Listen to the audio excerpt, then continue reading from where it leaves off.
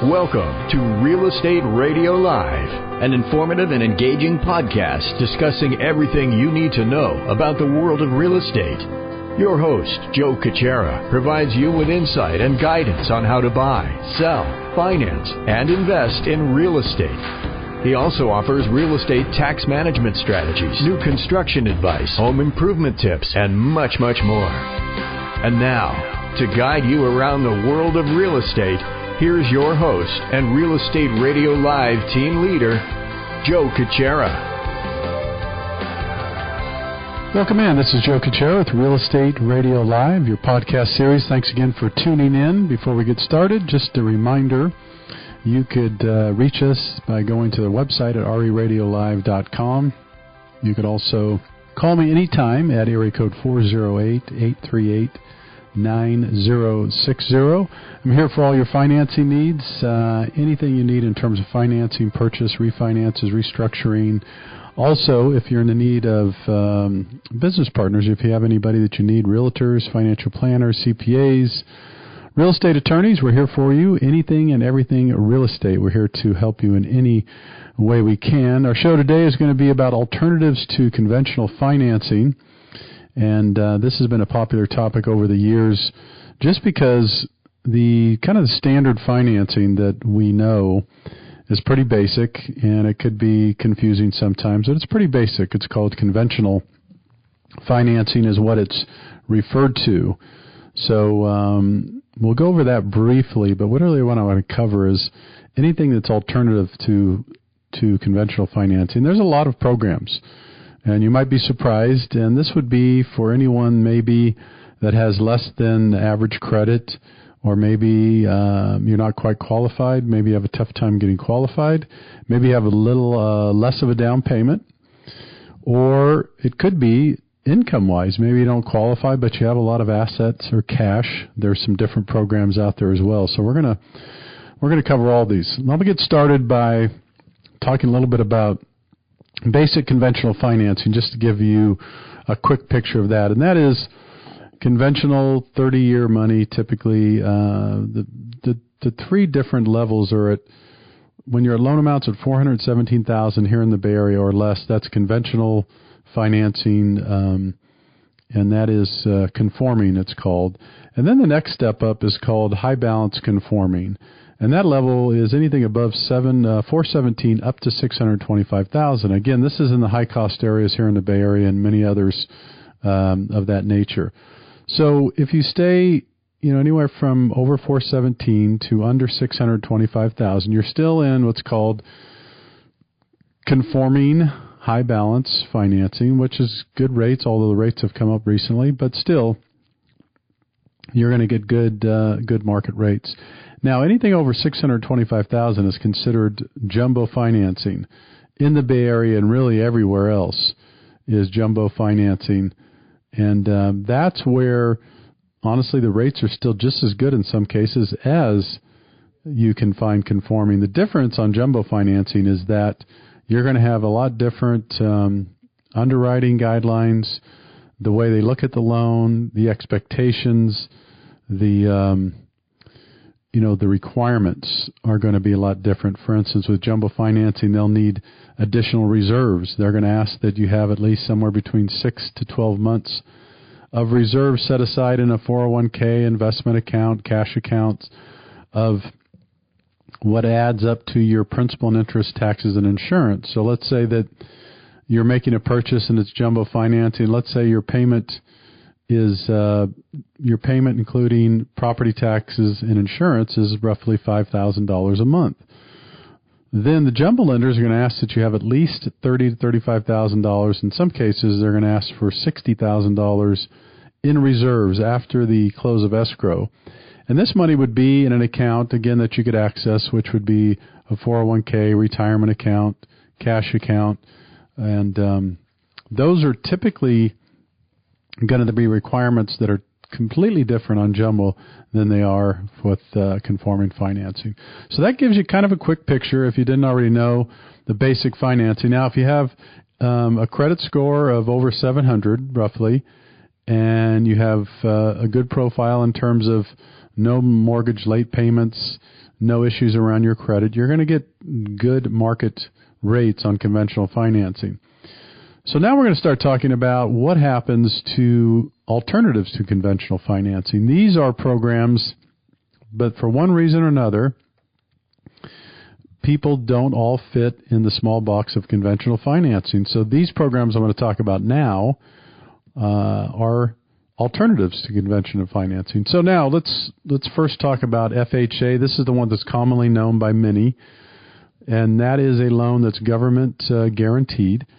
And for a lot of people, they get started out with FHA. One of the benefits is you could put as little as 3.5% down. Now, in the Bay Area, it's tougher, too, because the maximum loan amount you could borrow on FHA is $625,000. So there's some limitations there. For most people in different parts of the country, that's not going to be a problem. But in the Bay Area, certainly it is a challenge at times. So the advantages to FHA are 3.5% down minimum. You could have less than average credit scores. In other words, if your credit scores are a little on the lower side, that's going to be fine. You're still not going to be penalized for that. And very liberal lending when it comes to flexibility. For instance, you could get unlimited gift funds for down payment if you'd like. You could have someone possibly go on the loan with you. You could have past credit history with late mortgages or late payments or some issues, pretty serious issues with your credit, believe it or not, and you could still get FHA financing. So those are the biggest advantage of FHA financing is for someone, I would say, that is trying to get into a house for the first time and they don't have that much down. That would apply to you. 3.5% is the minimum. Or someone that has less than average credit, you have some challenges there. FHA is going to be a good program for you. And some of the guidelines and expectations are a lot less. So that's where FHA is good. Now, the downside of FHA, which comes with, there's always a catch in terms of the cost that you pay because of its alternative financing. With FHA, what you have is an upfront premium of 1.75% of the loan amount that you're borrowing. They're going to charge that upfront. Now, it could be financed. It's part of your financing, so you don't have to come with that out of pocket.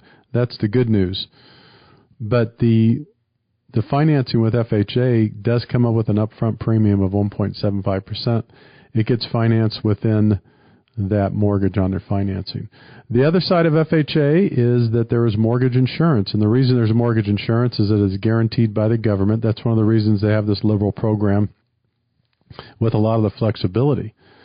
So what does that mean? You're going to pay a percentage each and every month. And again, depending on your loan amount, you could pay anywhere from $150 to $400 or $500 a month in what's called mortgage insurance, and that basically insures the loan. And that does go away. It's not there forever. It depends on when you get to a certain point with your loan to value, then that mortgage insurance does come off, and it has the ability to come off once you have 78% loan to value or better.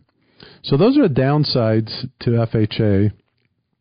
But again, when you're just trying to get into a home for the first time, or maybe you've already owned a home and you're trying to finance again, sometimes FHA is a great temporary solution to financing for sure. All right, then we have VA financing. This is Veterans Administrative Financing. This is an outstanding loan. Geared towards the obvious one, to the veterans. Anyone in military or retired military service is eligible to use VA financing. The wonderful thing about VA financing for purchase is you could do 100% financing. In many cases, you don't need any down payment at all as long as you could qualify. One of the big advantages of VA.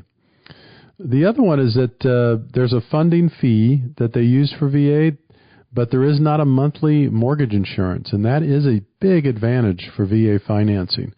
For those veterans out there listening to this, either retired or current veterans, or I should say anyone that's in current military, active, non-active, take advantage of this VA financing. It's really good. The rates are great, and oftentimes they're better than standard conforming rates. And the only really downside to this VA, honestly, the loan is that there's a funding fee, again, that's part of the mortgage, but it's not bad. It could be anywhere from 0.5% to 1.5% or more, depending on the type of loan you're getting, whether it's a refinance, purchase, those types of things. So VA financing is really good. If you have any friends, families, coworkers that are in the military or ex-military and they're still eligible, I would encourage you to talk to them about that or have them look into that and see if they're eligible, see if that's something they could do.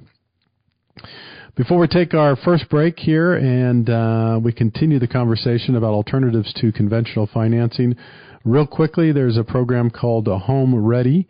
That allows you to buy a home for as little as 5% down. There is some mortgage insurance there monthly, but there is no upfront fee. So there's some advantage with the Home Ready program. And there's some income, there's some income expectations and income qualifiers around that. So you need to really understand it. But again, Home Ready is another program that is wonderful. It's alternative to the conventional financing. Those are really, as I summarize it, when we come into the next segment of the show, I'm going to get into more private money, asset depletion, qualified IRAs, different ways you could get income. But the first part of this is really discussing a lot of the government-funded programs, which is FHA. To real quickly summarize, reverse mortgage is another one that's eligible for people over 62, and I'll get more into the reverse mortgage on the other side in our next segment as well. And then VA, and then Home Ready as we summarize that. All right, we're going to take a quick break. When we come back, we're going to continue our conversation about alternatives to conventional financing. Again, this is Joe Cucchiara with Real Estate Radio Live. For any more information, you can go to reradiolive.com. We'll be back with you to continue in just a couple minutes. For more information on today's program, visit reradiolive.com. That's reradiolive.com.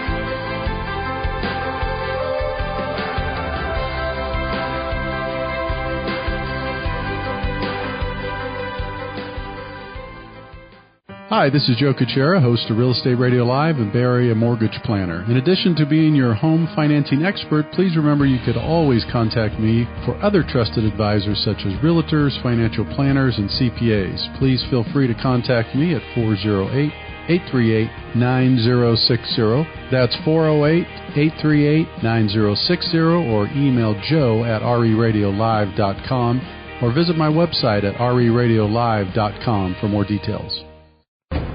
Welcome back to Real Estate Radio Live. For more information on today's topic or guests, just visit reradiolive.com. That's reradiolive.com. Again, your host for today's edition of Real Estate Radio Live, Joe Cucchiara. Welcome back in. This is Joe Cucchiara with Real Estate Radio Live, the podcast series. Our conversation today and our topic today is alternatives to conventional financing. Before we jump back in, just remember, if you have any questions, comments, anything at all, you could always reach us at reradiolive.com. Always contact me directly at area code 408-838-9060. And just a reminder, I am the person you need to contact with any of your financing needs. If you need to purchase a home, refinance, any kind of financing, I could help you with that. If you want to sit down and structure a deal one way or another. And if you need any other resources in real estate, like a financial planner, maybe a real estate agent, CPA, real estate attorney, I could help you with all those trusted advisors. Again, you can reach me at area code 408-838-9060, or go to reradiolive.com.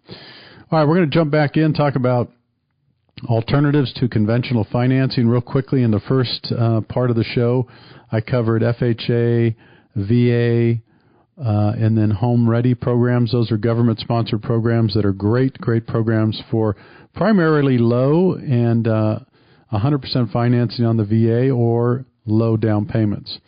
Now I'm going to switch gears a little bit. This is also, what I'm going to do is cover the reverse mortgage before I jump in this next series, because reverse mortgage still does fit into that bucket, if you will, in terms of the government sponsored. They are government insured, So let's cover that one before we jump into more of the private money and asset depletions. Reverse mortgages, you have to be 62 and a half or older to qualify. That is the major qualifier. The primary reason or how they qualify you on reverse mortgage is really your property. Some things have changed over the last couple of years so that they do look at your ability to repay. They look at potential income, assets, credit scores. But honestly, primarily the way they finance reverse mortgages is based on the loan to value and what kind of equity you have in your home. For instance, if you own your home free and clear and it's worth, let's say, $1 million in the Bay Area, and you want to get $300,000, $400,000, it's an easy way to do that with a reverse mortgage. And the best part about the reverse mortgage, hands down, is that you're not making monthly payments. That's the part that is attractive to some people, is that if you're short on funds, maybe you don't have that much in retirement, maybe you don't have much in Social Security, and you're finding yourself what most people call house rich and cash poor. It happens a lot here where people have a lot of equity in their home, but they don't have that much disposable income. Or maybe they lost some money one way or another and they don't have that much retirement income. Some people do resort to looking at the equity in their home, and a reverse mortgage is a great product like that if you understand it completely and if you work with someone you trust. So the reverse mortgage, again, the primary factor behind it is that you do not have a monthly payment. The way this works is that you would take a loan against your home. That money would come to you in form of cash or a line of credit. You could use that money. As you use it, there's no monthly payments.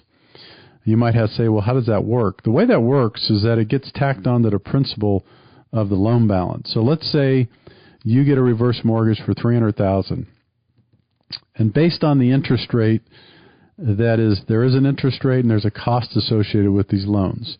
And they're fairly costly fee-wise too, and there is a mortgage insurance component to it, so they're somewhat expensive. But let's say for sake of conversation, you get $300,000 and the entire payment with mortgage insurance and the interest rate that you got the program based on is, let's say, $2,500 a month. So instead of making that monthly payment of $2,500 a month, what happens is that $2,500 just gets tacked on to the principal of your mortgage. So if you borrow $300,000 after the first 30 days instead of a payment, and that payment coming down, or I should say that principal coming down, what happens is that $2,500 gets tacked on to the principal balance. So now you have a balance of $302,500. And you can see what happens each month that it gets accumulated to the balance of your loan, and then that continues to build, and that is why they call it the reverse mortgage. The biggest advantage, again, for the reverse mortgage, this is for someone that is having a hard time meeting their monthly obligations. Maybe, again, you're struggling. Maybe you had some health, some costs that came up with health insurance or wasn't covered. Maybe you're laden with a large bill some way, and one of the ways you could take care of this would be to get a reverse mortgage.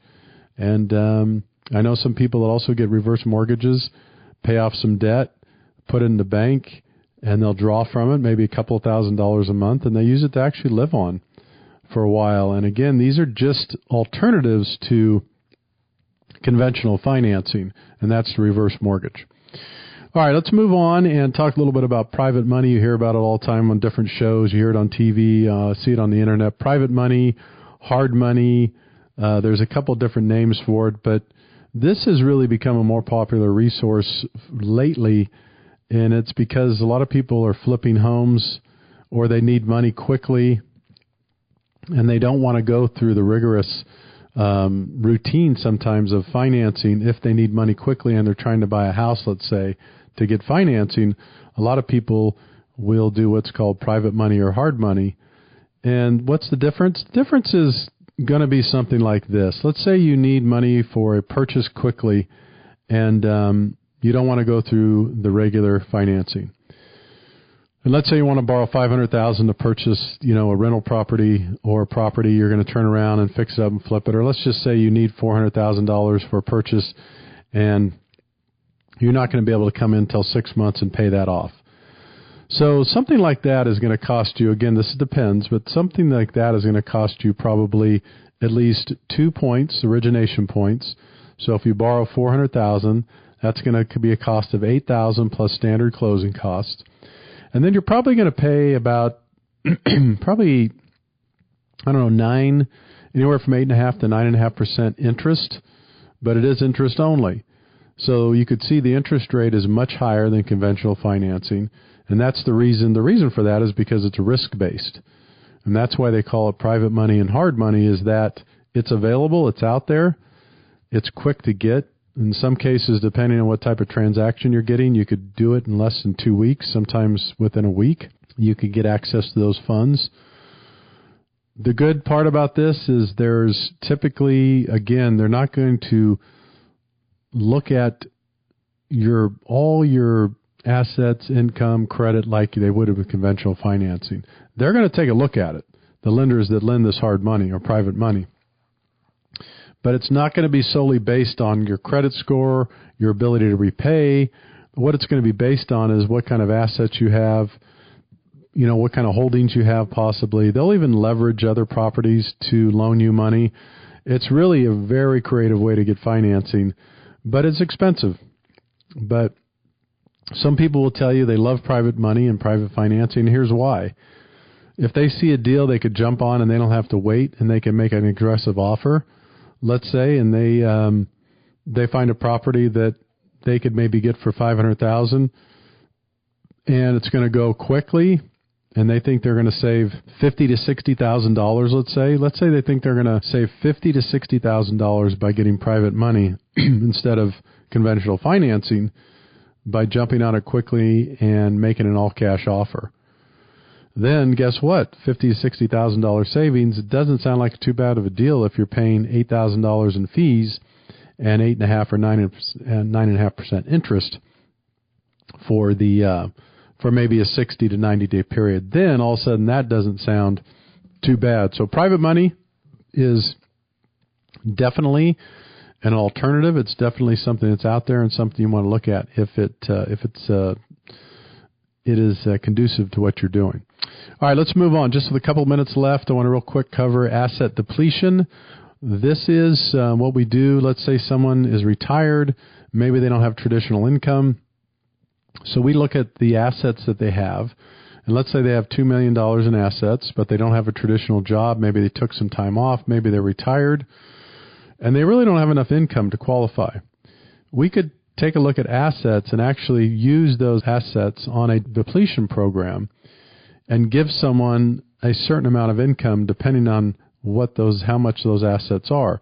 There's a formula behind it. It's a little bit different with different investors, but the whole idea here is to convey to everybody out there that there are financing alternatives for people if you can't qualify for conventional, or if conventional is just not right for you.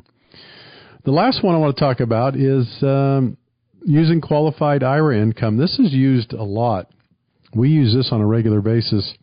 Let's say a person's retired. They're, let's say, 65, 66. They want to purchase a home, or maybe they're getting some retirement income, maybe pension income, but they're about $1,500 a month short by qualifying. And they come to me and they said, Joe, we really want to buy this second home. Technically, we don't qualify. What can we do? This is used a lot. What we'll do is work with their financial planner to see what kind of qualified IRAs or maybe qualified assets they have. And we could, again, give them what the income they need. In addition, let's say they need an additional $1,500 a month. We could use the qualified assets to do that. Give them the additional income, help them qualify, get a letter from the financial planner, and then we're on our way. We're helping them get their financing, and then they could change that criteria down the road once they close the transaction. All right, we are just about out of time. So again, thank you for tuning in today. And the topic was alternatives to conventional financing. I want to remind you once again, if you have any questions at all, go to RERadiolive.com. Do me a favor, give us a review. Go to RE Radio Live or iTunes Give us a review and share the podcast with your family, friends, and coworkers. If you need to reach me, 408-838-9060. Take care. You've been listening to Real Estate Radio Live. For more information on today's program, visit reradiolive.com. That's reradiolive.com.